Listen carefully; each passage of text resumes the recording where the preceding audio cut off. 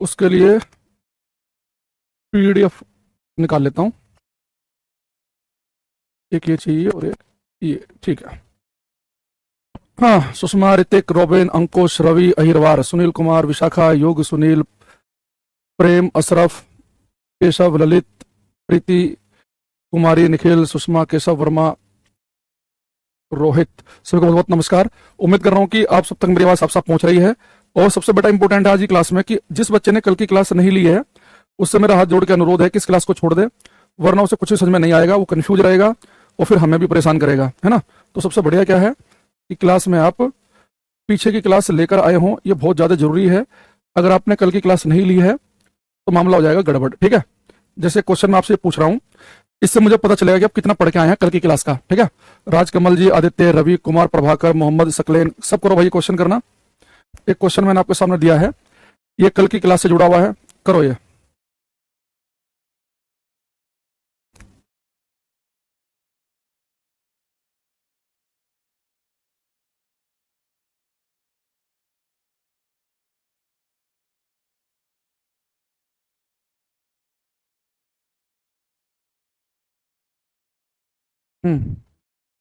सारी क्लास पूरी करके आ जाओ, ठीक है। चलो बेटा, क्वेश्चन है कि linear magnification produce by concave mirror, अवतल दर्पण द्वारा रेखिक आवर्धन। तो बेटा मैग्निफिकेशन मुझे क्या बताती है? अगर मैग्निफिकेशन पॉजिटिव हो यानी कि इमेज सीधी बनेगी, मैग्निफिकेशन नेगेटिव है यानी कि इमेज उल्टी बनेगी। तो उल्टे और सीधे के लिए हम पॉजिटिव नेगेटिव का यूज करते हैं। तो इसने पॉजिटिव नेगेटिव तो दिया नहीं है, इसने हमारे से दिया है एक से कम, एक के बराबर, एक से ज्यादा। तो अगर मैग्निफिकेशन एक से कम है यानी कि इमेज बनेगी छोटी, एक से बड़ी है यानी कि इमेज बनेगी बड़ी, और एक के बराबर तो इमेज बनेगी सेम साइज की। ये क्या लग गया भाई, लेंस पर हट ही नहीं रहा है। चश्मा लगा रहा हूं तो इरिटेट कर रहा है, बीच में विजन को ब्लॉक कर रहा है। चलो हट से गया वैसे।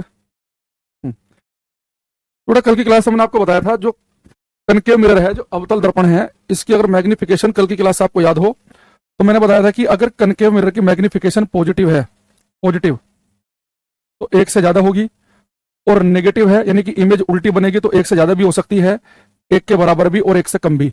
यानी अब यहाँ पे पॉजिटिव नेगेटिव तो जिक्र है नहीं, तो फिर यानी कि हमें पता है कि इसकी मैग्निफिकेशन एक से कम भी हो सकती है, एक से ज्यादा भी और एक के बराबर भी। तो फिर हम सी ऑप्शन से काम चला लेंगे, ठीक है। तो जिन बच्चों का आंसर सी है उनका एकदम ठीक है। अब आते हम आज की क्लास यहां से स्टार्ट कर रहे हैं। तो लिखेंगे हम यूजेस ऑफ कॉनकेव मिरर, अवतल दर्पण के उपयोग। यूजेस ऑफ, बच्चों का आंसर सी है उनका एकदम ठीक है। अब आते हम आज की क्लास यहां से स्टार्ट कर रहे हैं। तो लिखेंगे हम यूजेस ऑफ कॉनकेव मिरर, अवतल दर्पण के उपयोग। यूजेस ऑफ कॉनकेव मिरर, अवतल दर्पण के उपयोग, ठीक है। यूजेस ऑफ कनकेव मिरर, अवतल दर्पण के उपयोग। तो कल वाली मैं एक बार पीएनजी खोल लेता हूं यहाँ पे, उसमें आपके लिए चीज ज्यादा आसान हो जाएंगी। कल जो हमने आपको पढ़ाया था उसकी पीएनजी में ओपन कर रहा हूं। तो कल मैंने आपको क्लास में बताया था कि कनकेव मिरर जो है ये कैसे कैसे इमेज बनाता है ना। तो हमने कल की क्लास में आपको बताया था कि कनकेव मिरर में ये कल डायग्राम बनाया था ना हमने कि वस्तु इन्फिनिटी पे तो इमेज फोकस पे, फोकस वाले इन्फिनिटी पे, ऐसे। तो मैं पहले आपको ना एक शॉर्टकट बता देता हूं, ये शायद मैंने कल में आपको शॉर्टकट नहीं बताया है कनकेव मिरर के लिए, इस बेटा ध्यान रखना। ये शॉर्टकट जो है केवल कनकेव मिरर अवतल दर्पण पे काम करेगा, इसे हर प्रकार के दर्पण में मत लगा देना। तो शॉर्टकट में बता रहा हूं, अब वो देखो। अब जो बेटा पेपर में अगर मान लो कनकेव मिरर अवतल दर्पण आ जाए तो पेपर में आप तो यानी कि पूरा डायग्राम बनाओगे कि जी वस्तु इन्फिनिटी पे है 1 नंबर, तो 1 नंबर वाली इमेज बनेगी फोकस पे। वस्तु इन्फिनिटी और सेंटर के बीच में है 2 नंबर, तो इमेज बनेगी सेंटर और फोकस के बीच में। वस्तु सेंटर पे तो इमेज सेंटर बनेगी, सेंटर फोकस के बीच में है 4 नंबर, तो इमेज बनेगी सेंटर इन्फिनिटी के बीच में। फोकस वाली बनेगी इन्फिनिटी पर, फोकस पोल के बीच वाली बनेगी पीछे। अब पेपर में इतना टाइम तो खराब करोगे नहीं आप, ये तो मैंने आपको एक मोटा मोटा आइडिया बता दिया। अब पेपर में आप कंप्यूटर की स्क्रीन पर पढ़ते पढ़ते कैसे टिक लगाओगे उसे समझना।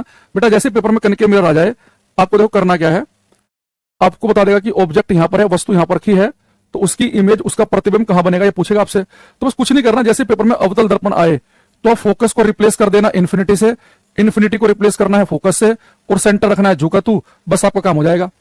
आपको इतना याद रखना है कि फोकस को रिप्लेस करना है इन्फिनिटी से, इन्फिनिटी को रिप्लेस करना है फोकस से, सेंटर रखना है झुकातू। तो जैसे पेपर में क्वेश्चन आए कि कनकेव मिरर के सामने एक वस्तु फोकस पर रखी है, तो फोकस को रिप्लेस करते हैं इन्फिनिटी से, यानी उसकी इमेज बनेगी इन्फिनिटी पर, अनंत पर। वस्तु रखी है अनंत पर, तो इमेज कहां बनेगी? फोकस पर। वस्तु रखी है सेंटर पे, तो इमेज कहां बनेगी? सेंटर पे। अगर वस्तु रखी हो सेंटर और फोकस के बीच में, तो क्या करेंगे? सेंटर को तुम झुका तो रखते हैं और फोकस को रिप्लेस करते हैं इन्फिनिटी से, तो हम बोलेंगे कि अगर वस्तु सेंटर और फोकस के बीच में रखी है तो इमेज बनेगी सेंटर और इन्फिनिटी के बीच में। अगर आपसे कह दे कि वस्तु रखी है इन्फिनिटी और सेंटर के बीच में, तो इन्फिनिटी को रिप्लेस करते हैं फोकस से और सेंटर रखते हैं झुकातू, यानी इमेज बनेगी फोकस और सेंटर के बीच में। यानी आपने करना क्या है कि जैसे ही पेपर में क्वेश्चन आए कि आप ये बताइए कि फोकस वाली इमेज इन्फिनिटी पे, इन्फिनिटी वाली फोकस पे, सेंटर वाली कहां पे बनेगी? सेंटर पे। अगर वस्तु सेंटर और फोकस के बीच में है तो सेंटर रखते हैं झुकातू, फोकस को रिप्लेस करते हैं इन्फिनिटी से, तो वस्तु अगर सेंटर और फोकस के बीच में तो इमेज बनेगी सेंटर इन्फिनिटी के बीच में। इन्फिनिटी और सेंटर के बीच में अगर वस्तु है, इन्फिनिटी को रिप्लेस करते हैं फोकस से, सेंटर रखते हैं झुकातू, तो इमेज बनेगी फोकस और सेंटर के बीच में। अच्छा, दूसरी चीज जो हम ये रिप्लेस मेथड से कि फोकस को रिप्लेस करो इन्फिनिटी से, इन्फिनिटी को रिप्लेस करो फोकस से, ये रिप्लेस मेथड में जितनी भी इमेज बनेंगी ये सारी की सारी इमेज होंगी उल्टी, इनवर्टेड।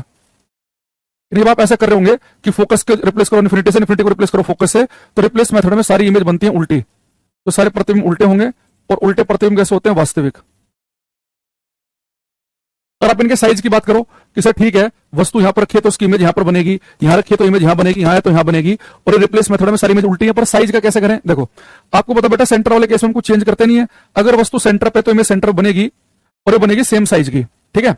अब इसके अलावा आप ये देखो कि जैसे वस्तु रखी है फोकस पे, इमेज कहां बन रही है? भाई हमें तो इमेज का साइज बताना है ना कि इमेज छोटी है कि बड़ी है। तो जहां पर इमेज बन रही है, अगर वहां पर इन्फिनिटी आ गया, ठीक है, अगर जहां पर इमेज बन रही है अगर वहां पर इन्फिनिटी आ गया, अनंत आ गया, तो अनंत तो बड़े को रिप्रेजेंट करता है, यानी वो इमेज बनेगी बड़ी। तो आपको इन्फिनिटी कहां पे देखना है? इमेज में, वस्तु वाली जगह पे नहीं। वस्तु अगर फोकस पे है, इमेज देखो कहां बनी? इन्फिनिटी पे। इन्फिनिटी बनी यानी कि बनेगी बड़ी इमेज। वस्तु रखी इन्फिनिटी पे, वस्तु कहां रखी हो इंपॉर्टेंट नहीं है, इमेज कहां बनी? फोकस पे। इन्फिनिटी नहीं आया यानी इमेज बनेगी छोटी, सेंटर में कुछ चेंज करते नहीं, सेम साइज की है। वस्तु रखी है सेंटर और फोकस के बीच में, इमेज बनी सेंटर इन्फिनिटी के बीच में। इन्फिनिटी आ गया यानी बड़ी इमेज बनेगी।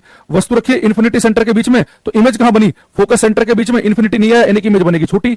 तो आपको थोड़ा सा अगर ऐसे याद करेंगे तो लंबे समय तक आपको ध्यान रहेगा कि रिप्लेस मेथड में एक तो इमेज उल्टी बनेगी, और हम क्या करेंगे जहां पर प्रतिबिंब बन रहा है वहां पे अनंत आया तो बड़ी इमेज, अनंत नहीं आया तो छोटी इमेज। सेंटर वाले केस में कुछ चेंज नहीं करते, सेंटर वाली इमेज सेंटर बनती है सेम साइज की। वस्तु सेंटर फोकस के बीच में, इमेज बनेगी सेंटर इन्फिनिटी के बीच में। इन्फिनिटी आ गया बड़ी बनेगी। वस्तु रखी है इन्फिनिटी सेंटर के बीच में, इमेज बनेगी फोकस सेंटर के बीच में। इन्फिनिटी नहीं आया यानी बनेगी छोटी। अब यहां पर बेटा एक स्पेशल केस बचा 6 नंबर, वो देखो क्या है स्पेशल केस। पेपर में ज्यादातर ये स्पेशल केस ही आता है। अब यह कैसे बचा कि अगर वस्तु फोकस और पोल के बीच में रखी हो, वस्तु फोकस और पोल के बीच में रखी हो तो क्या होगा? बेटा जैसे आपने पोल देखा कि वस्तु फोकस और पोल के बीच में है, तो पोल का एक मतलब खंबा भी तो होता है, खंबा खड़ा होता है सीधा। अगर वस्तु फोकस और पोल के बीच में तो इमेज बनेगी फिर सीधी, और सीधी इमेज कहां बनती है? कनके मिरर में, मिरर के पीछे बनती है और बड़ी बनती है। तो स्पेशल केस आपको अलग से याद रखना है कि वस्तु अगर फोकस और पोल के बीच में, पोल देखते समझ जाना कि इमेज बनेगी सीधी, और कनके मिरर जो सीधी इमेज बनाता है वो बड़ी इमेज बनाता है। तो अगर आप इस शॉर्टकट से करेंगे तो आपको लंबे समय तक ध्यान रहेंगी बातें, ठीक है। अच्छा, तो जैसे पेपर में क्वेश्चन आए कि कनकेव मिरर अवतल दर्पण, आपको दिमाग में क्या रखना है कि कनकेव मिरर में रिप्लेस मेथड चलेगा। फोकस वाली इमेज इन्फिनिटी पर, इन्फिनिटी वाली फोकस पर, सेंटर वाली सेंटर पे।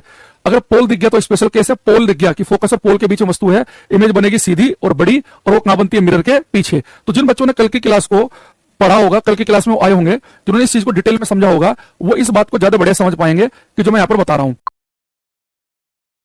तो अगर आप इस शॉर्टकट से करेंगे तो आपको लंबे समय तक ध्यान रहेंगी बातें, ठीक है। अच्छा, तो जैसे पेपर में क्वेश्चन आए कि कनकेव मिरर अवतल दर्पण, आपको दिमाग में क्या रखना है कि कनकेव मिरर में रिप्लेस मेथड चलेगा। फोकस वाली इमेज इन्फिनिटी पर, इन्फिनिटी वाली फोकस पर, सेंटर वाली सेंटर पे। अगर पोल दिख गया तो स्पेशल केस है, पोल दिख गया कि फोकस और पोल के बीच में वस्तु है, इमेज बनेगी सीधी और बड़ी, और वो कहां बनती है? मिरर के पीछे। तो जिन बच्चों ने कल की क्लास को पढ़ा होगा, कल की क्लास में वो आए होंगे, जिन्होंने इस चीज को डिटेल में समझा होगा, वो इस बात को ज्यादा बढ़िया समझ पाएंगे कि जो मैं यहां पर बता रहा हूं। अब मैं आपको एक क्वेश्चन पूछूंगा और आप अपनी कॉपी में बिना देखे जो मैंने अभी आपको बताया दिमाग में सोचकर रिप्लेस मेथड से बताना है। आपने जो नोट किया उसके आधार पर नहीं बताना। तो मैं देखना चाह रहा हूं कि आपका दिमाग कितना तेज काम कर रहा है। अगर मैं आपसे कहूं कि पेपर में अवतल दर्पण आ गया, तो कौन सा दर्पण आ गया? अवतल दर्पण, कनकेव मिरर। तो तुरंत समझ आना कि इसमें रिप्लेस मेथड चलता है शॉर्टकट में। और आपसे कह दूं कि कनकेव मिरर के सामने एक वस्तु सेंटर और फोकस के बीच में रखी है, तो उसकी इमेज कहां बनेगी? छोटी है कि बड़ी है कि उल्टी है कि सीधी है? एक ही कमेंट में लिखेंगे जो रिप्लेस मेथड बताया उससे सोच के, ठीक है। करो ये। पीछे कितनी दूर बनेगी, और पीछे कितनी भी दूर बन सकती है, वो डिपेंड करेगा कि मिरर की फोकस दूरी कितनी है, वस्तु कितना दूर रखी है, वो फिर न्यूमेरिकल में ही पता चल पाएगा नवीन हमें।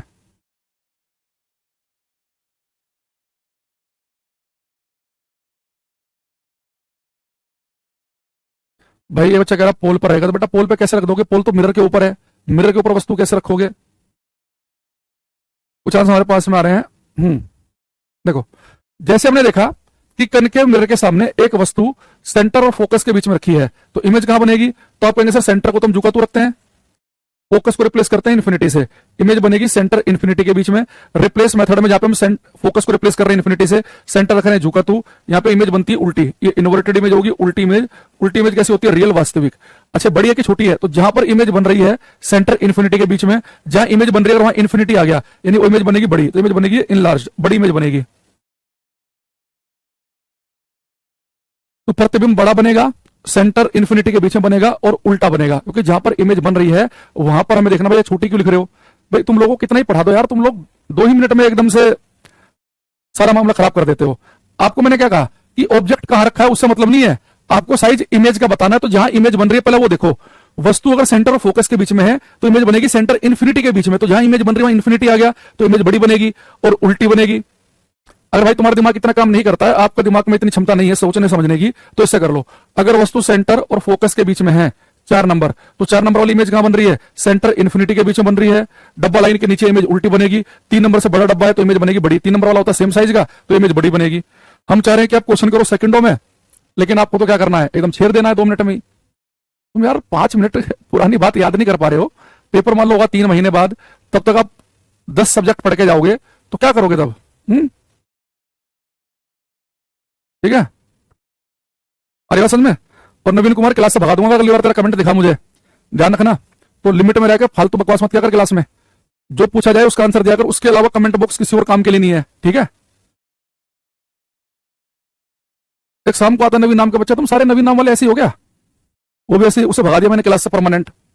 अब डेली कॉल सेंटर फोन करता है कि मुझे अनब्लॉक करवा दो, वो मेरे पास फोन करते हैं, सर इस बच्चा क्या करें, मगर कुछ नहीं करना, ये क्लास में दिखना नहीं चाहिए। अब अगला नंबर 13 है। तो अब हमें पता चल गया, अब देखता हूं कि इस बात को आप पीडीएफ से कैसे कर पाएंगे। अब इस चीज, ये जो मैंने आपको बताया ये, अब थोड़ा सा आपको सारा मामला जो है ये हम दिखा रहे हैं। अब पेपर में क्वेश्चन कैसे आएगा और आपको कैसे करना है, यहां पे ध्यान समझना। सबसे पहले ये करो,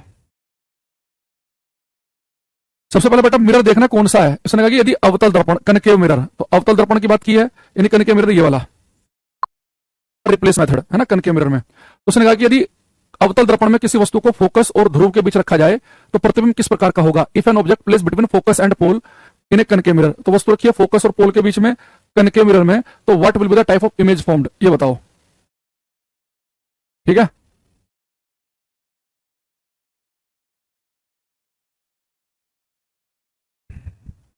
हाँ बिल्कुल सही लिखा है बच्चा ने कि जहां अनंत आ जाए इमेज बड़ी बनेगी। ठीक है, देखो बेटा जैसे हमने देखा कि कनकेव मिरर के सामने वस्तु कहां पर रखी है, फोकस और पोल के बीच में, फोकस और पोल के बीच में। तो पोल देखते हैं समझ गए, पोल खंबा क्या होता है, सीधा।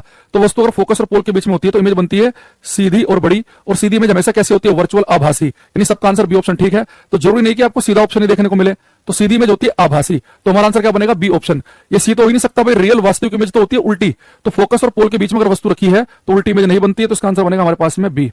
ठीक है, क्वेश्चन नंबर ये वाला करो। अच्छा ये तो कॉन्वेक्स मिरर का है, तो मैंने आपको पढ़ाया नहीं है, कॉन्वेक्स मिरर का तो आप नहीं कर पाओगे अभी। यहां से स्टार्ट कर देते हैं। ये क्वेश्चन अगर किसी ने गलत किया तो वहीं के वहीं मुर्गा बन जाना, वो जहां से आंसर दे रहा है। दिवाकर, रॉबिन, मनीष, संदीप, अंकुश, प्रीति, रवि कुमार, अंकुश पांडे पास आए पिछले क्वेश्चन के, सही सही आए। और एक खाली बी मत लिखो भाई, क्वेश्चन का नंबर भी लिखा करो। विपुल कुमार यादव, हमें इस बारे में कुछ नहीं पता, इसके लिए आप कॉल सेंटर में फोन करना 11 बजे के बाद। इसे लिखा है कि गोलीय दर्पण से बने प्रतिबिंब का आवर्धन m ऋणात्मक होता है, तो इसका मतलब क्या बेटा, गोलीय दर्पण यानी कि अवतल या उत्तल कोई भी हो सकता है। गोलीय दर्पण 2 प्रकार के होते हैं, अवतल या उत्तल। तो कह रहा है कि अगर कोई गोलीय दर्पण है, उससे जो प्रतिबिंब बन रहा है अगर उसका आवर्धन, उसकी मैग्निफिकेशन नेगेटिव है, तो इसका मतलब क्या है, तो बेटा नेगेटिव मैग्निफिकेशन मुझे केवल ये बताती है कि इमेज उल्टी बनेगी। बहुत सारे बच्चे क्या करते हैं, नेगेटिव मैग्निफिकेशन को छोटी पे टिक लगा देते हैं। बेटा इमेज बनेगी छोटी, वो मुझे पता कब चलता है, अगर मैग्निफिकेशन 1 से कम हो। अगर मैग्निफिकेशन 1 से कम है, अगर वो बोले कि मैग्निफिकेशन 1 से कम इमेज छोटी, तो छोटे बड़े के लिए 1 से कंपेयर करते हैं। मैग्निफिकेशन अगर 1 से बड़ी है तो इमेज बनेगी बड़ी, मैग्निफिकेशन अगर पॉजिटिव है तो इमेज बनेगी सीधी, और मैग्निफिकेशन नेगेटिव है तो इमेज बनेगी उल्टी।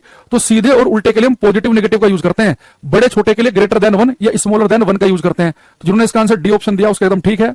अगर डी के अलावा किसी ने ए लिख दिया, जैसे अजय कुशवाहा, बेटा रजनीश कुमार तुम भी, और चीटिंग नहीं करनी बिल्कुल भी। ये मनीष कुमार सिंह का भी गलत है, मनीष शर्मा का ठीक है, अंकुश पांडे का ठीक है, बिहारी बाबू, सनी, ये वो बच्चे हैं या तो क्लास ढंग से लेते नहीं है या हर क्लास में रेगुलर नहीं है। अगला क्वेश्चन, जब किसी वस्तु को अवतल दर्पण आ गया कनकेव मिरर, जब किसी वस्तु को अवतल दर्पण के वक्रता केंद्र के बाहर, वस्तु को वक्रता केंद्र पर नहीं रखा, सेंटर ऑफ कर्वेचर पर नहीं रखा, आउटसाइड सेंटर ऑफ कर्वेचर, वक्रता केंद्र के बाहर रखा है, तो ऑब्जेक्ट कहां रखा है, वक्रता केंद्र के बाहर। तो बेटा आउटसाइड सेंटर ऑफ कर्वेचर का मतलब है कि वस्तु रखी गई है इन्फिनिटी और सेंटर के बीच में। यहां पे देखो ये कनकेव मिरर है, ये पोल, फोकस, सेंटर, इन्फिनिटी। मैंने कहा था ना 4 पॉइंट लेने हैं। अब उसने कहा कि वस्तु जो है वक्रता केंद्र के बाहर रखी गई है, तो बाहर का मतलब है कि वस्तु सेंटर इन्फिनिटी के बीच में है। तो इमेज कहां बनेगी, तो कनकेव मिरर में चलता है रिप्लेस मेथड, इन्फिनिटी को रिप्लेस कर दो फोकस से, सेंटर रखते हैं झुके तो इमेज बनेगी बिटवीन फोकस एंड सेंटर। तो आंसर आएगा इसका डी ऑप्शन। निखिल, शर्मिला, विक्की जाट, मिश्रिया, अशरफ, यतन, वेद प्रकाश, विनय, विशाखा, मोहम्मद सकलैन, योगेश, बहुत बढ़िया, सबका ठीक ठीक आंसर आ रहा है। गुड्डू जी का, प्रीति का, मोहम्मद नूर आलम, सबका ठीक है। अगले पे आ जाओ। एक अवतल दर्पण, सबसे पहले बेटा दर्पण पढ़ लेना, क्योंकि आगे उत्तल दर्पण भी हम पढ़ेंगे, तो पहले आपको दर्पण ध्यान देखना कि कौन सा है। अवतल कनकेव मिरर है, तो कह रहा है कि विदिक कनकेव मिरर अवतल दर्पण के साथ जब कोई वस्तु फोकस पर रखी जाती है तो निम्न में से इमेज बनेगी इन्फिनिटी पर, अनंत पर, और अनंत पर जो इमेज बनेगी वो बड़ी होगी और उल्टी होगी। तो उल्टी तो है ठीक है, छोटी नहीं होगी। इमेज सेंटर पे नहीं बनेगी, फोकस वाली बनती है इन्फिनिटी पे। सी ऑप्शन बिल्कुल देखो ठीक है, वस्तु फोकस पे है, इमेज बनेगी इन्फिनिटी पर, अनंत पर बनेगी। अनंत आ गया तो वस्तु कैसी बनेगी, अत्यधिक बड़ी बनेगी, और रिप्लेस मेथड में तो उल्टी इमेज बनती है। तो सी इसका करेक्ट आंसर है। समझ रहे हो आप कितना फास्ट आंसर दे सकते हैं अगर आपने चीजों को बहुत अच्छे समझा है। मैं तो कु, आदर्श, शर्मिला, चंदन, चंदा, हेमेंद्र, जैक्स, चंद्रादीप, कुछ ऐसे नाम करके भी था, कुछ उज्जवल, प्रीति, विशाखा, आदर्श, गुड्डू, हेमंत, नीतीश, रमेश, ब्रजानंद, बहुत बढ़िया, अरुण, बहुत सही आंसर आ रहे हैं आपके। तो सब बच्चे अपने नाम सुनने के बाद अभिलाषा मत रखना, सबके नाम लेना संभव नहीं है। क्वेश्चन नंबर 14 कह रहा है कि अवतल दर्पण आ गया फिर से कनकेव मिरर, तो कह रहा है कि कनकेव मिरर अवतल दर्पण में जब वस्तु को अनंत पर रखा जाता है तो निम्न में से कौन सा प्रतिबिंब, अगर वस्तु अनंत पे तो इमेज बनेगी फोकस पे, ये बन रही है सेंटर पे, फोकस पे, सेंटर पे, फोकस सेंटर के बीच में, तो इमेज बनेगी फोकस पे। एक ही ऑप्शन ठीक है भाई, जो इमेज बनेगी फोकस पे वो होती है छोटी क्योंकि इन्फिनिटी नहीं आया, और दूसरा रिप्लेस मेथड बनती है उल्टी इमेज। तो आप करते रहना फटाफट। क्वेश्चन नंबर 15, एक वस्तु अवतल दर्पण के सामने वक्रता के, तो आप करते रहना फटाफट। क्वेश्चन नंबर 15, एक वस्तु अवतल दर्पण के सामने वक्रता केंद्र और फोकस के बीच में है, वस्तु है सेंटर ऑफ कर्वेचर और फोकस के बीच में, सेंटर ऑफ कर्वेचर और फोकस के बीच में, तो इमेज कहां बनेगी, वस्तु सेंटर फोकस के बीच में है, इमेज बनेगी सेंटर इन्फिनिटी के बीच में, यानी वक्रता केंद्र से परे, तो इमेज बनेगी at some point beyond the centre of curvature. 15 का आंसर बनेगा सी ऑप्शन। तो 15 का जिन्होंने सी लिखा है उनका एकदम ठीक है, ठीक है। 14 का बी अभी आ रहा है मेरे पास में, तो 14 का आंसर देख लेता हूं मैं, क्या लिखवाया था मैंने, हाँ 14 का बी था, और 15 का जो आंसर है वो सी है। मोहम्मद सकलैन भाई डी लिख रहे हो आप, ये डी तो किसी का आंसर नहीं है, इसका सी है। बेटा वस्तु रखिए सेंटर ऑफ कर्वेचर और फोकस के बीच में, अगर वस्तु सेंटर और फोकस के बीच में तो इमेज बनती है सेंटर इन्फिनिटी। सेंटर इन्फिनिटी का मतलब होता है वक्रता केंद्र के बाहर या बियॉन्ड सेंटर ऑफ कर्वेचर। तो ये गलत हो गया तुम्हारा ये। क्वेश्चन नंबर 16, यदि किसी वस्तु को अवतल दर्पण के वक्रता केंद्र पर रखा जाए तो प्रतिबिंब कैसा होगा। अगर वस्तु रखी है सेंटर ऑफ कर्वेचर पे, तो आपको पता है कि इमेज भी कहां बनेगी, सेंटर ऑफ कर्वेचर पे ही बनेगी, सेम साइज की बनेगी और उल्टी बनेगी। तो सेम साइज की बनेगी, छोटी तो नहीं बनेगी, ना बड़ी बनेगी ना लार्ज बनेगी, इमेज बनेगी सेम साइज की। उल्टी इमेज कैसी होती है, रियल। तो 16 का आएगा बी ऑप्शन। तो 16 का जो बी लिख रहे हैं उनका ठीक है। मनीष शर्मा, मनीष कुमार, संदीप पाल, शशिकांत यादव, जितेंद्र, विक्रम, एस कुमार, आदर्श, मिश्रिया, ऋत्विक, मोहम्मद सकलैन, जैक्स, बिहारी बाबू, अनकेश, दीपक, कुणाल, सबके आंसर बढ़िया बढ़िया आ रहे हैं, मजा आ गया देखकर। लगभग हर बच्चे का आंसर सही है, एक आध तो देखो हर क्लास में होता ही है, उसको तो हम कुछ कर नहीं सकते, है ना। अब एक मैं थोड़ा सा क्वेश्चन दे रहा हूं आपको, ये कॉन्सेप्चुअल क्वेश्चन है, एक ये और एक इससे अगले वाला, इन्हें थोड़ा ध्यान से करना है। करो ये बेटा मीटर में है सब।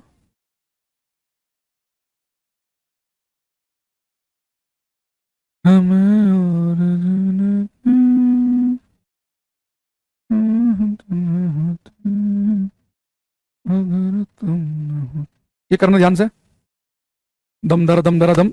चलो करो ये। और ये भाई क्लास में भीख से मत मांगा करो, मेरा नाम ले लो, मेरा नाम ले लो, है ना। क्वेश्चन पे ध्यान दो, इससे बाहर निकला करो। मेरा नाम नहीं लेते हो, मेरा नाम ले लो, मेरा नाम ले लो, प्लीज प्लीज। ये हरकतें से बचो। इसने कहा कि एक अवतल दर्पण को सूर्य के सामने इस प्रकार रखा जाता है कि सूर्य की किरणें दर्पण के मुख्य अक्ष पर 5 मीटर दूर एक बिंदु पर अभिसरित यानी कि इकट्ठा होती हैं। एक concave mirror is placed in front of the sun in such a way that the rays of sun converge at a 0.5 metre away on the main axis of the mirror. Now if a candle 3 metre long is placed at a distance of 10 metre on the main axis of the mirror, how far will the image of the candle will be formed. देखो आप यहाँ पे एक चीज ध्यान से देखना कि अगर मैं आपसे बोलूं कि भाई ये कनकेव मिरर कहा इसने, और कहा कि कनकेव मिरर को सूर्य के सामने हमने रखा, कनकेव मिरर को, बेटा सूर्य तो बहुत दूर है, तो बहुत दूर है सूर्य, सूर्य अनंत पे मान सकते हो आप। तो जब सूर्य बहुत दूर है तो अनंत से जो प्रकाश की किरणें आती है ना, वो आती है पैरेलल, समानांतर। तो जब ये कह रहा है कि सूर्य से प्रकाश की किरणें आई, तो सूर्य से आने वाली प्रकाश की किरणें को मानते हैं पैरेलल, समानांतर। और कह रहा है कि वो कहां पर इकट्ठी हो रही है, कह रहा है इकट्ठी हो रही है 5 मीटर दूर। अभिसरित का मतलब होता है, कन्वर्ज का मतलब होता है इकट्ठा होना। तो बेटा एक्चुअल में आपको इनडायरेक्टली ये बता दिया कि अगर प्रकाश की किरणें 5 मीटर दूर इकट्ठी हो रही है, यानी कि इसका जो फोकस है वो 5 मीटर की दूरी पर है। ठीक, अब इसने क्या कहा है कि यदि 10 मीटर लंबी यदि 3 मीटर लंबी मोमबत्ती को दर्पण के मुख्य अक्ष पर 10 मीटर दूर रखा जाए। बेटा देखो, अगर इसका फोकस 5 मीटर दूर है तो सेंटर 10 मीटर दूर होगा, क्योंकि आप सभी को पता है कि जो सेंटर होता है वो फोकस से डबल दूरी पे होता है ना। फोकस तक की दूरी क्या होती है, फोकस दूरी, तो सेंटर तक की दूरी होती है रेडियस, तो रेडियस तो फोकस दूरी की डबल होती है। अगर आपको फोकस दूरी पता है 5 मीटर की है, यानी सेंटर तक की दूरी 10 मीटर की होगी, और ये मोमबत्ती भी 10 मीटर दूर ही रख रहा है, यानी एक्चुअल में ये जो मोमबत्ती रख रहा है, ये मोमबत्ती को सेंटर पर रख रहा है। अगर मोमबत्ती सेंटर पर रखी जाएगी तो इसकी इमेज भी कहां बनेगी, सेंटर बनेगी, और सेम साइज की ही बनेगी। तो अगर मोमबत्ती को 10 मीटर दूर रखा तो उसकी इमेज भी कहां बनेगी, 10 मीटर दूर, यानी कि सेंटर पर रखा तो इमेज सेंटर पर ही बनेगी, यानी 10 मीटर दूर ही बनेगी। तो सी आंसर है इस क्वेश्चन का। तो जो बच्चा इसका आंसर डी लिख रहा है उसका गलत है, प्रीति कुमारी का। बाकी नवीन, अंकुश पांडे, अशरफ, आदर्श, नामदेव, दीपक, बिहारी बाबू, इन सबका ठीक है। निखिल, दीपक कुमार, बहुत बढ़िया। बेटा देखो कितना प्यारा क्वेश्चन पूछा इसने कहा कि प्रकाश की किरणें 5 मीटर दूर इकट्ठी हो रही हैं। तो यहाँ पे प्रकाश की किरणें इकट्ठी होती है, मैंने कहा था कि वो फोकस होगा। अगर फोकस तक की दूरी 5 मीटर है तो अपने आप से एक चीज लिख लेना आप कि सेंटर तक की दूरी 10 मीटर की बनेगी, और मोमबत्ती को 10 मीटर दूर रख रहा है, भाई 10 मीटर दूर तो सेंटर है, सेंटर पर रखी वस्तु की इमेज तो सेंटर पर बनती है, यानी कि 10 मीटर दूर ही बनेगी। इज इट क्लियर और note, please let me know कि प्यारे लाल, ब्रजानंद, सुजाता, अंश गुप्ता, 3 मीटर कोई काम नहीं, 3 मीटर काम कोई नहीं है, बस ये काम है 3 मीटर का कि 10 मीटर दूर जो इमेज बनेगी वो भी 3 मीटर लंबी ही होगी, इसका ये काम है। ठीक है, अब मैं आपसे एक क्वेश्चन और पूछ रहा हूं, ये सबसे प्यारा क्वेश्चन है, इसे अगर आपने अच्छे से कर लिया तो हम समझ जाएंगे कि मामला जो है आप लोगों का। पीडीएफ गलत खोल दिया मैंने, होना तो इसी में चाहिए यार।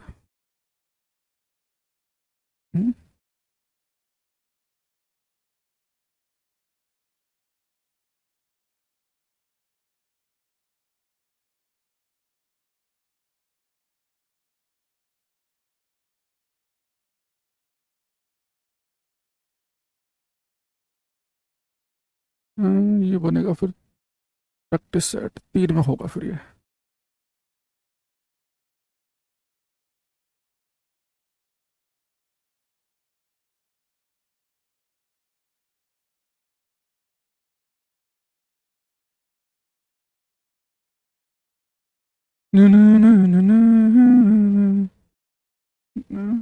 ये करो, अच्छा ध्यान से करना, कॉन्सेप्चुअल क्वेश्चन है, करो भाई। समझ गए, मोहम्मद सकलैन कह रहे हैं। ये बच्चा कह रहा है कि मेरा कमेंट जा रहा है, नहीं मैं ऐसे ही लिख रहा हूँ, कोई नहीं ऐसे भी लिख ले, कोई दिक्कत नहीं है। सुषमा कह रही आ गया है, रोबिन कह रहे हैं ऑल ओके, ठीक है करते रहो।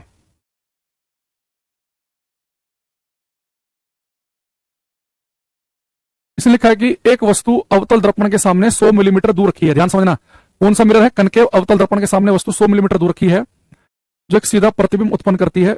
100 मिलीमीटर दूर वस्तु रखी है, इमेज बन रही है सीधी। तो दर्पण की वक्रता त्रिज्या रेडियस ऑफ कर्वेचर बतानी है, कि वक्रता त्रिज्या रेडियस ऑफ कर्वेचर कितनी होगी। तो पहले क्वेश्चन को ध्यान से पढ़ना, अपने मन से आंसर मत देना। तो ये निखिल ने तो शुरुआत कर दी गलत से। देखो बेटा आप ऐसे देखो, आप क्वेश्चन को समझ ही नहीं रहे हो, पहले थोड़ा डायग्राम बना लिया करो भाई, थोड़ा सा दिमाग का यूज करो। अगर क्वेश्चन एकदम बिल्कुल डायरेक्ट नहीं है तो थोड़ा उसमें हम 10 सेकंड एक्स्ट्रा दे सकते हैं, ठीक है। इसने कहा है कि कनकेव मिरर के सामने एक वस्तु जो है वो 100 मिलीमीटर की दूरी पर है, 100 मिलीमीटर की दूरी पर, और कह रहा है कि कनकेव मिरर जो इसकी इमेज बना रहा है वो बना रहा है सीधी। तो बेटा आपको पता है कि कनकेव मिरर जो सीधी इमेज बनाता है वो तो बनाता है बड़ी और मिरर के पीछे बनाता है। अब कनकेव मिरर ने अगर ये सीधी इमेज बनाई है तो कनकेव मिरर सीधी इमेज केवल तब बनाता है अगर वस्तु पोल और फोकस के बीच में रखी हो, यानी जो वस्तु जो रखी है 100 मिलीमीटर दूर, ये 100% पोल और फोकस के बीच में होगी। भाई कनकेव मिरर जो सीधी इमेज बनाता है वो कब बनाता है कि ऑब्जेक्ट जो है वो फोकस और पोल के बीच में होना चाहिए। वस्तु रखी है 100 मिलीमीटर दूर, इसकी सीधी इमेज बन रही है यानी ये पोल और फोकस के बीच में होगी, यानी फोकस तक की जो दूरी होगी वो 100 मिलीमीटर से ज्यादा आनी चाहिए, 100 से ज्यादा। तो आप एक काम करो, तो 100 भाई फोकस तक की दूरी 100 मिलीमीटर ज्यादा नहीं चाहिए, तो मैंने मान लिया 102 मिलीमीटर मान लिया, भले आप 101 मानो पर 100 से ज्यादा मानना पड़ेगा। तो फोकस तक की दूरी कितनी, 102 मिलीमीटर। लेकिन आपको फोकस दूरी नहीं बतानी, आपको बतानी है रेडियस ऑफ कर्वेचर। तो रेडियस ऑफ कर्वेचर होती है फोकस दूरी की डबल। अगर फोकस दूरी 102 आई है तो कितनी आएगी, 204 मिलीमीटर, यानी आंसर आएगा मोर देन 200 मिलीमीटर, यानी कि डी ऑप्शन। तो जिन्होंने डी लिखा है उनका एकदम सही है, सुषमा गलत हो गया है, दीपक। अच्छा जिन्होंने मेरे बताने से पहले डी बताया, मेरे बताने के बाद आप कमेंट क्यों करने लगते हो भाई, उसका फिर कोई वैल्यू नहीं है। अंकुश पांडे ने सही बताया था इसका, बिहारी बाबू को गलत हो गया था ये, कुछ बच्चे बी बता रहे थे, कुछ इसका आंसर ए बता रहे थे। भाई क्वेश्चन जो है जो आपको बताया उसी में से ही है। अब देखो कौन बच्चा जो बताया गया उनमें से इन्फॉर्मेशन निकाल ली जिसने, यानी पेपर में क्वेश्चन घूम कर भी आएगा वो कर लेगा। जो केवल वो रटे रटाई क्वेश्चन नहीं कर पाएगा ना कि फोकस वाली इमेज इन्फिनिटी पे, इन्फिनिटी वाली फोकस पे, सेंटर वाली सेंटर पे, वो क्वेश्चन तो सभी करके आएंगे। तो जो हल्का सा घूम के आए जो वो अटेम्प्ट कर पा रहा है, यानी कि उसे चीजें क्लियर है, बाकी केवल रट रहे हैं।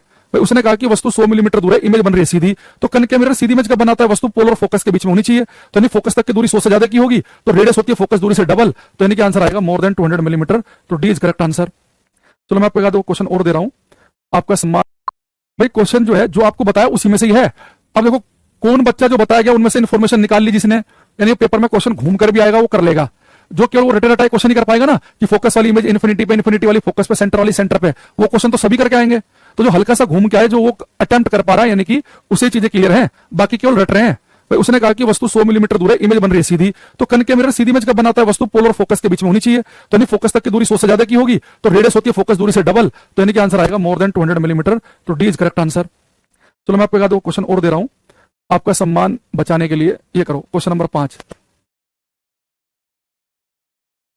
100 मिलीमीटर ज्यादा क्यों लिया, विपुल कह रहे मेरा मन किया ऐसे ही लेने का तो इसलिए ले लिया मैंने, ऐसा इच्छा हुई कि 100 मिलीमीटर से ज्यादा ले लो। चलो भाई बाकी 5वां करो क्वेश्चन ये। अर्जुन गुप्ता कह रहे हैं मैं आपकी क्लास का नोट्स बहुत अच्छा बनाया, आपको चाहिए तो बता दीजिएगा। ठीक है अपना नंबर लिख दो अर्जुन गुप्ता इस पे, देखेंगे हम कैसे हैं। अच्छा आपके हिसाब से ये कि वो ओवरऑल बढ़िया है।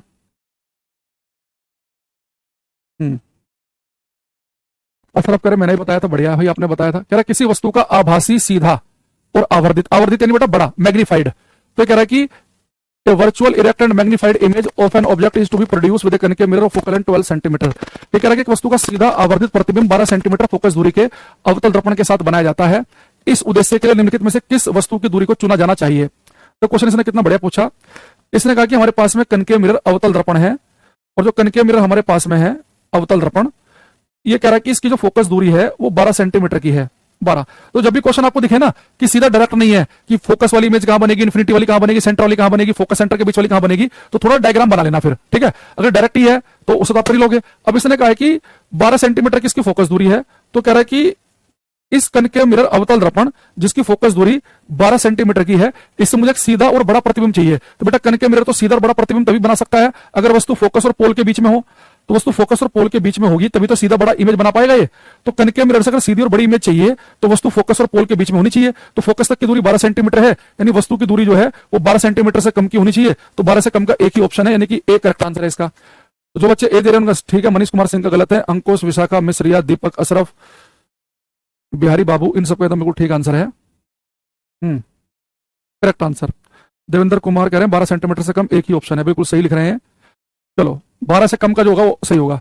एक क्वेश्चन मैं आपको और दे रहा हूं, देखो पिछले क्वेश्चन में देखो उल्टा पूछा था इसमें उसने क्या किया, फोकस दूरी दे दी कि फोकस दूरी 12 सेंटीमीटर है, इमेज सीधी चाहिए, तो कनकेव मिरर के लिए इमेज होनी चाहिए फोकस और पोल के बीच में, तो आंसर आ 12 से कम। पिछले में क्या बोला था, पिछले में उसने बता दिया था कि वस्तु कितना दूर रखी है, पिछले में उसने बताया था कि वस्तु रखी है 100 मिलीमीटर दूर, तो कनकेव मिरर में अगर इमेज जो है अगर वो सीधी बन रही है, यानी ये वस्तु जो 100 मिलीमीटर दूर रखी है पोल और फोकस के बीच में होनी चाहिए, वस्तु रखी है 100 मिलीमीटर दूर, ये वस्तु होनी चाहिए पोल और फोकस के बीच में, तो फिर फोकस तक की दूरी 100 मिलीमीटर के बीच में होनी चाहिए, वस्तु रखी है 100 मिलीमीटर दूर, ये वस्तु होनी चाहिए पोल और फोकस के बीच में, तो फिर फोकस तक की दूरी 100 मिलीमीटर से ज्यादा की आएगी, है ना। ये वाला करो, क्वेश्चन नंबर 6। बेटा इसने क्वेश्चन को ध्यान से करना। गुप्ता जी कह रहे हैं मैंने तो 1 सेकंड में आंसर दे दिया, बढ़िया भाई। मनोवर, क्वेश्चन का नंबर लिखा करो भाई साथ में, रोबिन, गुड्डू, अजय कुशवाहा, विक्की जाट, शशिकांत यादव, मैं करो। कह रहा है कि एक अवतल दर्पण की फोकस दूरी 25 सेंटीमीटर है, निम्नलिखित में से किस दूरी पर एक व्यक्ति को इस अवतल दर्पण से अपना चेहरा रखना चाहिए ताकि वह शेविंग मिरर के रूप में कार्य कर सके। भाई एक बताओ, अगर आपको अवतल दर्पण का यूज करके शेविंग करनी है तो आप शेविंग तभी तो कर पाओगे जब आपको अपना चेहरा सीधा दिखेगा, यानी आपको अपना चेहरा जो है वो कनकेव मिरर के सामने फोकस और पोल के बीच में रखना पड़ेगा। कनकेव मिरर सीधी इमेज केवल तभी बनाता है अगर कोई वस्तु फोकस और पोल के बीच में रखी हो। अब इसकी फोकस दूरी है 25 सेंटीमीटर की, अगर आपको अपना चेहरा सीधा देखना है तो आपको अपना चेहरा रखना पड़ेगा फोकस और पोल के बीच में, यानी 25 सेंटीमीटर से कम दूरी पर एक ही ऑप्शन है, यानी करेक्ट आंसर है 20 सेंटीमीटर। जिन बच्चों का 20 आया उनका ठीक है। निखिल, शुभम, अरुण, दीपक कुमार, देवेंद्र कुमार, लवकेश, मीना, चंद्रपाल, विशाखा, निखिल, केशव, अमन सिंह, सुनील कुमार, बिहारी बाबू, हेमेंद्रा, बहुत बढ़िया, गुड। चलो, यानी कि अब जो मामला है वो कनकेव मिरर को आप समझ चुके हैं कि अवतल दर्पण देखते ही अगर इमेज सीधी चाहिए तो वस्तु फोकस और पोल के बीच में होनी चाहिए, तभी कनकेव मिरर सीधी इमेज बनाएगा और बड़ी बनाएगा, है ना।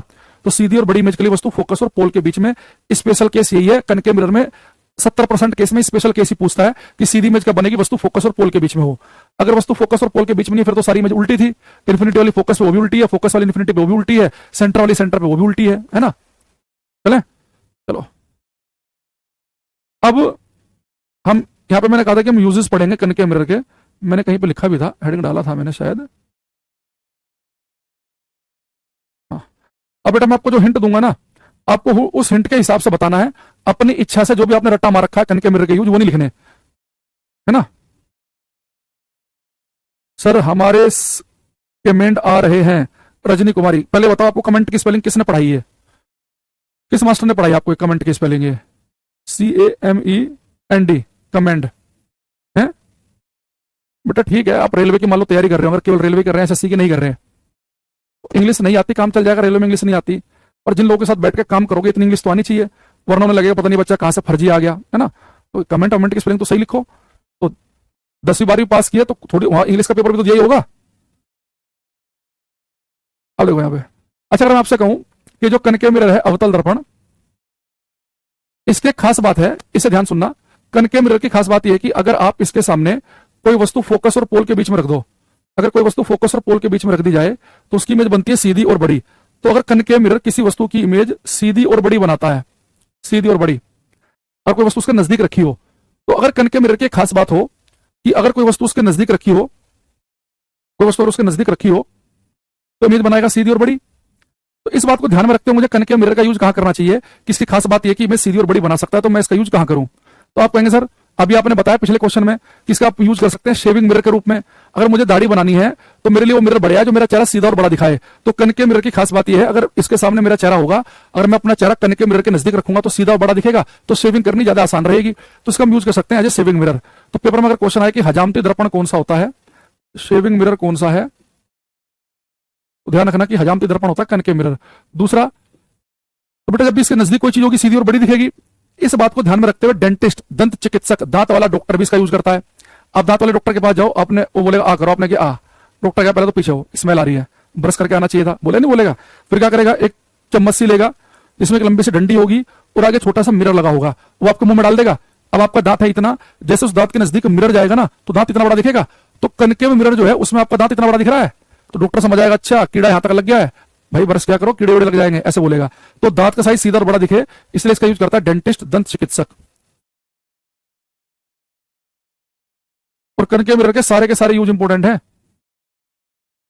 सब पेपर में आए हुए हैं, कनकेव मिरर का यूज डेंटिस्ट करता है, सेविंग मिरर के रूप में इसका यूज किया जाता है। तो दोनों जगह क्यों यूज कर रहे हैं हम, क्योंकि कनकेव मिरर की खास बात क्या है, उसके नजदीक कोई चीज रखते हैं तो उसकी इमेज सीधी तो बनती है, साथ में बड़ी बनती है।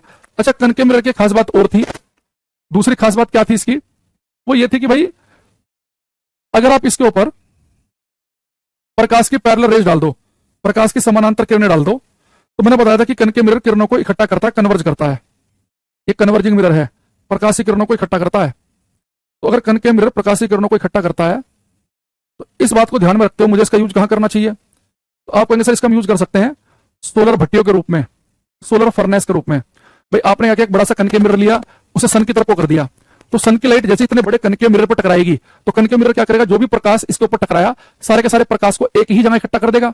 अब सोचो इतना बड़ा कनकेव मिरर है, उतने बड़े कनकेव मिरर पर जो भी लाइट टकराई सूर्य का प्रकाश, अगर वो सारा का सारा एक ही जगह इकट्ठा होगा तो उस एक जगह कितनी गर्मी पैदा हो जाएगी, तो वहां पे रख के कोई चीज आप गर्म कर सकते हैं। तो इसका हम यूज कर सकते हैं सोलर फर्नेस के रूप में, सोलर भट्टियों के रूप में। तो सोलर भट्टियों के रूप में क्यों, देखो लॉजिक से याद करना है कि सेविंग मिरर और डेंटिस्ट क्यों यूज कर रहे हैं इसका, क्योंकि इसमें चेहरा सीधा और बड़ा दिखता है। और सोलर भट्टियों के रूप में क्यों यूज कर रहे हैं, सोलर भट्टियों के रूप में इसलिए यूज कर रहे हैं क्योंकि प्रकाशीय किरणों को इकट्ठा करता है। इसी बात का ध्यान में रखते हुए जो नाक कान गले का डॉक्टर है ना, वो भी इसका यूज करता है। आप कभी ईएनटी, ईयर नोज थ्रोट, नाक कान गले के डॉक्टर के पास जाना, बेटा उसके हेड पर एक मिरर लगा होता है। अब मान लो कि डॉक्टर को आपके नाक या कान में कुछ देखना है, मैं नाक और कान में रोशनी उतनी जा नहीं पाती तो डॉक्टर को दिख नहीं पाएगा, तो अपने हेड मिरर को करेगा नीचे और साइड में एक डंडे पे एक बल्ब से लगा होगा, तो उसका स्विच ऑन करेगा तो बल्ब का प्रकाश जैसे हेड मिरर पे गिरेगा ना, तो सारा का सारा प्रकाश आपके कान और नाक में इकट्ठा हो जाएगा, तो बहुत रोशनी हो जाएगी नाक और कान में, डॉक्टर इजीली समझ जाएगा। तो नाक कान गले के डॉक्टर का जो हेड मिरर है वो भी यही होता है, head mirror of ENT doctor, नाक कान गले के डॉक्टर का हेड मिरर, नाक कान गला रोग विशेषज्ञ का हेड मिरर, ठीक है। अच्छा, अब हमें पता चल गया कि जो कनकेव मिरर है प्रकाशीय किरणों को कन्वर्ज करता है, प्रकाश की किरणें पैरेलल आएंगी तो टकराने के बाद एक ही पॉइंट पर इकट्ठी हो जाएंगी। तो इसका बेटा उल्टा भी तो सही होगा, इसके उल्टे का मतलब समझ रहे हो, इसके उल्टे का मतलब ये है, अगर मैं काम करूं, मुझे पता है कि भाई मेरे पास में कनकेव मिरर है, इसका मान लो फोकस है, पोल है, अगर इसके ऊपर प्रकाश की पैरेलल किरणें टकराती हैं तो फोकस पे इकट्ठी हो जाती हैं। तो अगर मैं काम करूं फोकस पे एक बल्ब लगा दूं तो बल्ब से प्रकाश निकलेगा, अगर वो कनकेव मिरर पे टकराए तो क्या करेगा, वही पैरेलल किरणें टकरा के फोकस पे इकट्ठी होती हैं, तो फोकस से निकलने वाली किरणें टकराने के बाद में पैरेलल हो जाएंगी, समानांतर हो जाएंगी। यानी पैरेलल आती है तो फोकस पे इकट्ठी होती हैं, तो फोकस से निकलने वाली टकराने के बाद में समानांतर हो जाएंगी। तो इस बात का ध्यान में रखते हुए इसका आप यूज कर सकते हैं सर्च लाइट में, टॉर्च में। देखो टॉर्च जो होती है ना, टॉर्च में क्या होता है, आप घर में अगर टॉर्च हो तो टॉर्च में बेटा कनकेव मिरर लगा होता है, अवतल दर्पण, और ये जो कनकेव मिरर लगा है टॉर्च में, इसका जहां पे भी फोकस बनेगा वहां पे टॉर्च का बल्ब होता है। जैसे आप टॉर्च को ऑन करते हो ना तो उसके बल्ब से लाइट निकलेगी, वो लाइट जैसे कनकेव मिरर पर टकराएगी तो टकराने के बाद में पैरेलल बीम के रूप में बाहर निकलेगी, तो पैरेलल एक बीम बनेगी, टॉर्च से लाइट निकलेगी। तो टॉर्च में जो मिरर लगा होता है कनकेव मिरर होता है वो। तो सर्च लाइट यानी टॉर्च में जो लगा होता है वो कौन सा मिरर है, कनकेव मिरर।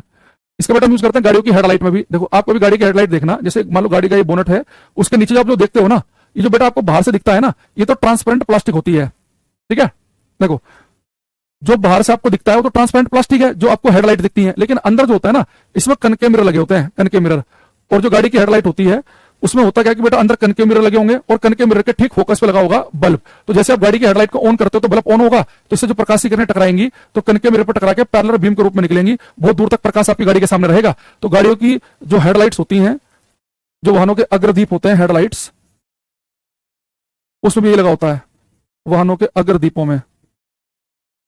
बड़ा पेपर में देखो अगर कोई आपसे पूछा कि शेविंग मिरर और डेंटिस्ट में कौन सा, कनकेव मिरर। क्यों? ताकि चेहरा सीधा बड़ा दिखे और दांत सीधा बड़ा दिखे। सोलर फर्नेस में क्यों होता है, प्रकाशीय किरणें इकट्ठी करता ताकि चेहरा सीधा बड़ा दिखे और दांत सीधा बड़ा दिखे। सोलर फर्नेस में क्यों होता है, प्रकाशीय किरणें इकट्ठी करता तो गर्मी पैदा हो जाएगी। और जो नाक कान गले का डॉक्टर, उसका हेड मिरर भी ये होता है क्योंकि प्रकाशीय किरणों को नाक के कान में इकट्ठा कर देगा। सर्च लाइट और टॉर्च में क्यों यूज करते हैं हम इसका, सर्च लाइट और जो हेडलाइट है उनके ठीक फोकस पर हम क्या करेंगे, बल्ब लगा देंगे ताकि बल्ब से प्रकाश निकलेगा तो पैरेलल बीम के रूप में निकले। तो पेपर में हेडलाइट वाला भी कई बार आ रखा है, सोलर फर्नेस वाला भी आ रखा है, नाक कान गले का डॉक्टर भी आ रखा है, डेंटिस्ट भी, सेविंग मिरर भी, सर्च लाइट भी। इनमें से एक भी ऐसा नहीं जो मैं कह दूं कि कम इंपोर्टेंट है, ज्यादा है, ये सारे के सारे इंपोर्टेंट है। एक मैं आपको एक्स्ट्रा बता रहा हूं, ये कभी आया नहीं है, ये आ सकता है। देखो अब यहाँ पे देखना, हाँ गाड़ी की हेडलाइट को, बाइक की हेडलाइट को, एक ही बात है वो, ठीक है। अब यहाँ पे देखना, जैसे आपकी छत पे अगर आपने डिश एंटीना लगा रखा हो, टाटा स्काई का, एयरटेल का, तो आपने देखा होगा उस डिश एंटीने में आगे ऐसा कुछ बना होता नहीं है बेटा। डिश एंटीने की जो छतरी है ये भी कनकेव मिरर की तरह ही काम करती है। बस ये प्रकाशीय किरणों को इकट्ठा नहीं करती, ये इकट्ठा करती जो रेडियो सिग्नल आ रहे हैं ना, जैसे सिग्नल आके टकराएंगे इस छतरी पे, तो ये छतरी क्या करती है, कनकेव मिरर की तरह काम करती है, सारे के सारे सिग्नल को एक ही जगह इकट्ठा कर देती है। तो जिस पॉइंट पर सिग्नल इकट्ठा होंगे वो फोकस होगा, ठीक उस फोकस पर हम रिसीवर लगा देते हैं ताकि रिसीवर ज्यादा ज्यादा सिग्नल कैच कर सके, सिग्नल की स्ट्रेंथ बढ़े रहे और टीवी देखते समय कोई दिक्कत ना आए। तो डिश एंटेना जो है, इसकी जो छतरी है, ये भी कनकेव मिरर की तरह काम करती है, रेडियो सिग्नल को कन्वर्ज करने काम करती है, और जिस पॉइंट पर सिग्नल इकट्ठा होंगे वहीं पे आपका रिसीवर लगा होगा ताकि वो सिग्नल ज्यादा रिसीव कर सके। तो पेपर में अगर आपसे कोई पूछ ले कि हेडलाइट में कौन सा है, सर्च लाइट में कौन सा होता है, डेंटिस्ट किसका यूज करता है, नाक कान गले का डॉक्टर कौन, यानी कि जो डॉक्टर से संबंधित है वो कनकेव मिरर है, चाहे नाक कान गले का डॉक्टर हो चाहे दांत का डॉक्टर हो, वो कनकेव मिरर, डिश एंटेना की छतरी हो, सर्च लाइट हो, टॉर्च हो, ये सब में कनकेव मिरर का हम यूज करते हैं। इन सबको एकदम घोट के पी जाना आप, ठीक है। अच्छा, दूसरी चीज इसमें अगर मैं आपको दिखाऊं, ये सारे क्वेश्चन आप देख सकते हैं इनमें, यहां से लाइन से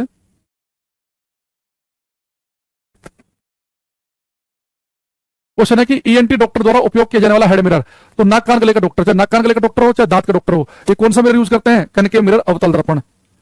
इसमें कि which of the following does not use concave mirror, कह रहा है कि इनमें से कहां पर कनकेव मिरर का यूज नहीं होता है। देखो मैंने अभी आपको बताया कि गाड़ी की हेडलाइट में भी कनकेव मिरर यूज होता है, सर्च लाइट में भी कनकेव मिरर यूज होता है, सोलर फर्नेस सोलर भट्टी में भी यूज होता है, लेकिन जो रियर व्यू मिरर हैं, जो बाइक में साइड में वाले, जो साइड वाले मिरर हैं जो पीछे का ट्रैफिक दिखाते हैं, वहां पे कनकेव मिरर नहीं होता। वहां पे मैं आपको पढ़ाऊंगा कि कॉन्वेक्स मिरर उत्तल दर्पण का यूज होता है, जब कॉन्वेक्स मिरर पढ़ाया जाएगा। तो अभी आपको ऑप्शन एलिमिनेशन से करना है कि ये भी यहाँ पे भी कनकेव बताया सर ने, यहाँ पे भी कनकेव बताया, यहाँ पे बताया नहीं है, इसका आंसर सी ऑप्शन बनेगा। तो थोड़ा ऐसे करना है ये, ठीक है। एक है कार की हेडलाइट के लिए प्रयुक्त उपकरण कौन सा था, बेटा गाड़ी की हेडलाइट में से थोड़ा ध्यान समझना। कामेश नूर आलम देखते रहो बेटा, यहाँ बेटा कह रहा है कि गाड़ी की हेडलाइट के लिए उपयुक्त, तो आपको सर गाड़ी की हेडलाइट में आपने मैं कनकेव मिरर बताया अवतल दर्पण, लेकिन यह कनकेव मिरर दो ऑप्शन में है, एक स्फेरिकल कनकेव एक पैराबोलिक। तो कभी अगर पेपर में ऐसा हो कि जैसे मैंने आपको कनकेव मिरर अवतल दर्पण आंसर बताया है और आपको पेपर में दो दर्पण मिल जाए, एक गोलाकार अवतल एक पैराबोलिक, तो पैराबोलिक पट्टी लगाना ज्यादा बेस्ट होता है, ये ज्यादा अच्छे से प्रकाशीय किरणों को कन्वर्ज कर पाता है एक ही पॉइंट पे, ये ज्यादा बेस्ट होता है, ठीक है। थोड़ा कॉस्टली होता है, कंस्ट्रक्शन इसका मुश्किल रहता है, तो पैराबोलिक और स्फेरिकल में अगर आपको कभी चूज करना हो तो ज्यादा बेस्ट होता है पैराबोलिक, तो ये हमारा बेस्ट ऑप्शन है ये। अगर ये पैराबोलिक नहीं लिखा होता, पैराबोलिक कनकेव, तो फिर हम स्फेरिकल कनकेव से काम चला लेते हैं, ठीक है, ऑप्शन है ये। अगर ये पैराबोलिक नहीं लिखा होता, पैराबोलिक कनकेव, तो फिर हम स्फेरिकल कनकेव से काम चला लेते हैं, ठीक है। हजामत बनाने के लिए कौन सा दर्पण, वो भी कनकेव मिरर बताया मैंने अभी आपको, अवतल दर्पण होता है। डेंटिस्ट किसका यूज करता है, वो हजामत बनाने के लिए कौन सा दर्पण, वो भी कनकेव मिरर बताया मैंने अभी आपको, अवतल दर्पण होता है। डेंटिस्ट किसका यूज करता है, वो भी कनकेव मिरर है। ये सारे पेपर में रखे हैं अलग अलग एग्जाम में, ठीक है। बनाने के लिए कौन सा दर्पण, वो भी कनकेव मिरर बताया मैंने अभी आपको, अवतल दर्पण होता है।